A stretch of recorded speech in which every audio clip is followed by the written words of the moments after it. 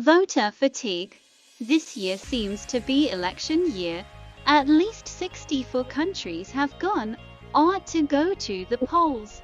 Elections are not a recent phenomenon. In ancient Greece and Rome, citizens voted on legislation, executive bills, and those they wished to represent them. Perhaps we associate elections with democracy and liberal regimes. Needless to say, authoritarian and dictatorships will hold such exercises to give legitimacy to their rule. Political elections in the Western Hemisphere have evolved over time and generally are undertaken fairly and observed by independent observers to ensure fairness. Many of us are unaware of the cost of free and fair elections, in terms of the sacrifices made by previous generations that made them possible. The first electorate recorded in the UK consisted of those having property and land. In 1867, many working-class men in urban areas were eligible to vote, and in 1884 a more uniform franchise across boroughs and counties was adopted. However, not until 1928 were women entitled to cast their vote.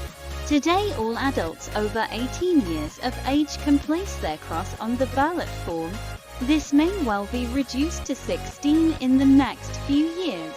Currently, in the UK and the West, there is a lot of skepticism about politics, ranging from those who believe all politicians are not trustworthy, to a growing number who feel a more populous and right-wing representative is more honourable and speaks the truth.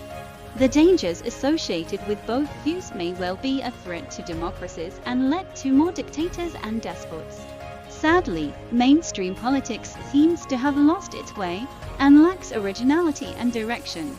Political parties in the UK have slick manifestos that are launched in a way that is reminiscent of the USA's primaries, caucuses and conventions, yet their policies are similar to each other. Minority groups are radical and tend to be more aware of the ordinary voters, yet will have no say in the legislation that will follow after a general election.